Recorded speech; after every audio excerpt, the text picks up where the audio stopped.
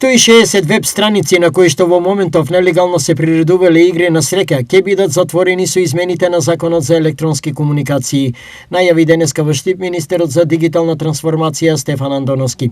Преку 160 веб страници се детектирани дека нашите граѓани се активни на тие веб страници кои што нелегално приредуваат игри на среќа. Што значи дека во првиот бран сигурно ќе бидат повеќе од 160, но мислам дека и во секој нареден бран како ќе забележува државната лотарија, но и други заинтересирани страни ќе забележуваат дека постојат нелегални приредувачи на игри на среќа онлайн во Македонија, тие можат да ни информираат и ние веднаш ќе постапуваме. По усвоените измени во Законот за електронски комуникации со цел спречување на нелегалното дигитално коцкање, ќе следи практицирање на нова методологија на действување.